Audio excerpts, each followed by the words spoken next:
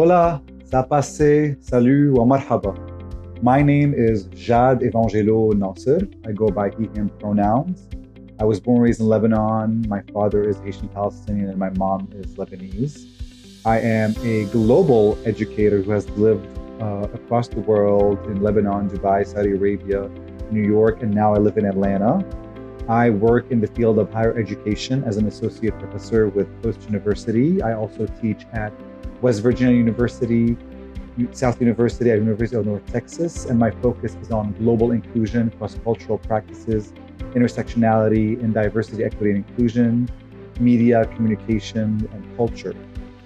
I am a very passionate multilingual person who has been published on the Black Wall Street Times, IMDb, Ad Age, and Arab America, and the focus of my work is on designing curriculums that involve global learning and understanding of cross-cultural practices within the educational system and the philanthropy realm. I am very passionate about mentoring. I'm very passionate about bringing global learning into the educational system in the United States, given that I am an immigrant who comes from a multicultural background and a multidisciplinary expertise.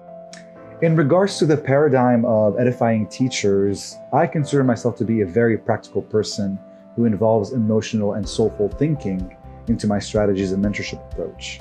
I believe that all humans have intelligence on three levels: intellectual, emotional, and soulful. I also utilize Garner's 8 types of intelligence as a framework. After immersing myself in the video provided by Edifying Teachers, I really resonate with the tactical approach of mastering, modeling, mentoring, and mindset. I believe this is a groundwork approach that would extremely be useful in this mentorship journey. I'm a community-oriented person, and I believe that the pleasure of receiving recognition, support, and resources and access from your own community is far beyond any financial compensation. It is very factual that teachers are quitting in today's ecosystem and their salaries are not getting any higher. So I believe that the mindset area comes into play here. We should move away from looking into teaching, whether pre-K or higher ed, as just a job, but look more into it as a community reward. That's why Edifying Teachers is essential for providing community support, access, and give teacher at least a compensation for the challenges that we face as educators of color in this industry.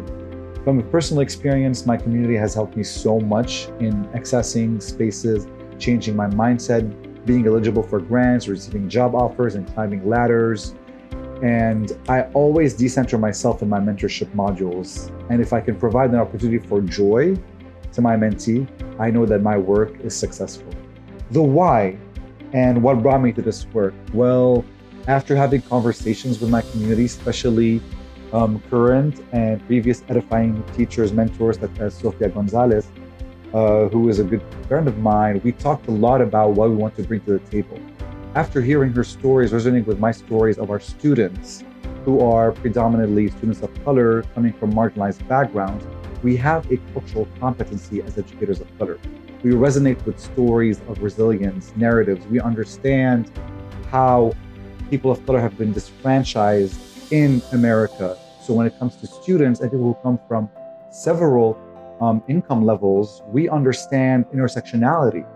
For me, it's really important that understanding, resonating, and providing opportunity for young scholars to be there to the forefront. Every time I go into class, I always hear students telling me, Professor Nasser, you're like the only teacher who reaches out to me for my well-being, my wellness, my mental health. You're the only teacher who really understands my culture, understands my background, how I operate, my language. All these barriers are broken thanks to you because you really approach me. And that really empowered me and encouraged me to join the educational field from this standpoint. I believe that a lot of teachers need to be equipped with that cultural competence.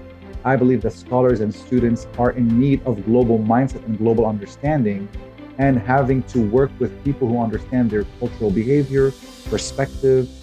And honestly, it brings me so much joy when I get letters of recognition from my students. So I really want to do that with other teachers. I really want to empower other teachers of color to have that cultural competency, that love for globality, that empathy, and sympathy approach to their work. Which brings me to my approach to mentoring and coaching. I have been a mentor for quite a few years. I actually ran a program for BIPOC students for an advertising internship program with my organization, 100 Roses from Concrete, where we onboarded 50 students, high school students from across the state, and allowing them opportunity to enter the advertising field. Now, as a professor and educator, the only professor and educator in this program, I handled the curriculum design, the establishing of mentor-mentee relationship. I've connected my mentees with mentors from the industry. And my approach was pretty simple. Again, cultural competence and understanding of commonalities. It's the cross-intersection of interests, the cross-intersection of intersectional identities, lived experience, interests, and narratives. So for me, when it comes to coaching, I really take into consideration the intersectional identity of my mentee. I take into consideration their lived experience in this world, their story, and their narrative and advocacy. What do they aim for? What does the future look like for them? Listening to their stories and all of that, and then I present my world, what I've gone through. So it's our stories intertwining and combining, but eventually providing space for one another. So I really believe in the idea of learning, teaching as we go along the road. There is no hierarchy in mentoring. It's all about connection, equal connection, equitable connection, and understanding that we are here to amplify our narratives together.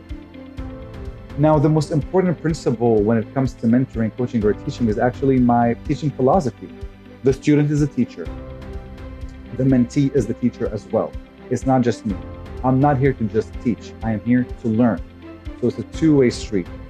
Global learning is very important. It is crucial to me to make my mentees understand that there's a world beyond the borders of America. There's a world beyond the placement of communities here in America. The more you learn about the outside world, how people operate differently, how people think differently, the more you will be exposed, the more you will have an ambition to step out of that bubble and really pursue your fullest potential. Another thing that I think is consideration is the combination of empathy and sympathy. Understanding your mentee, but also sympathizing with their stories. I also add accountability to that. As much as we want to be emotionally intelligent, we also need to understand accountability and responsibility. We have to hold each other accountable because that's the only way to be efficient in combination with emotional intelligence in our mentorship journey together.